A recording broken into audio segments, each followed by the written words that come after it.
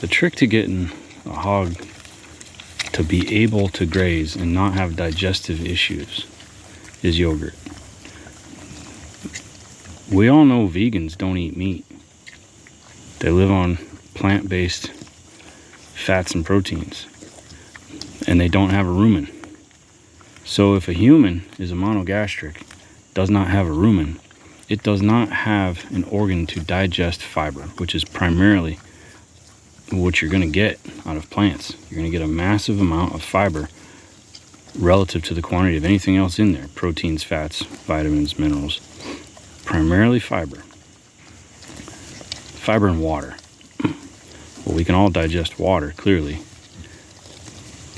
People that don't have a functional microbiome cannot get anything out of fiber because it is bacterial colonization in your colon that does the digesting of the fiber, that creates soluble nutrients that can be absorbed through the epithelial lining up into your bloodstream in order that you get a benefit from eating all of this rabbit food.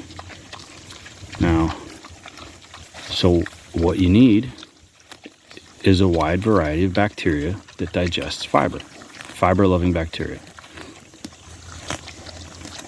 Feed them yogurt. That's all.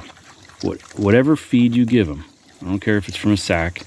I don't care if it's straight corn. I don't care if it's, house slop, old bread, old dairy, whatever.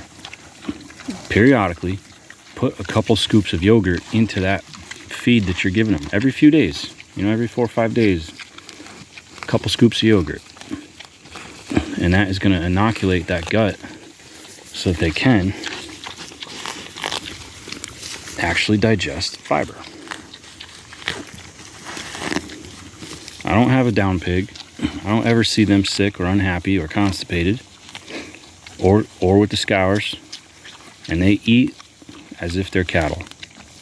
They graze like cattle. And when they're done grazing this off, they obviously subsoil it for me, which is the purpose, for them to work up the ground so that I can plant the next thing here in my junkyard. Now this guy, he's half as old as she is. And the little white one, the runty one, is twice as old as he is. So genetics is a factor, there's no question. And that's kind of a lot of what I was sort of testing out with getting some trash pigs. Throw away $30, just get them out of here pigs. Piglets, they were itty bitty. And I have not fed them for gains.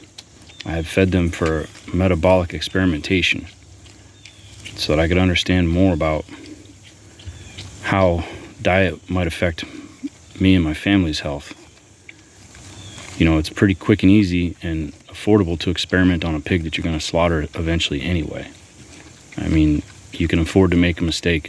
You're gonna kill it and eat it. You can't do the same with your children. You can't tell your children, oh, let's try low fat, high carb. Let's try this, that. I mean, you can't really go back. If you do something wrong for 4 or 5 years, there might be a long-term consequence to that. So that's a lot of what I was trying to figure out with these pigs.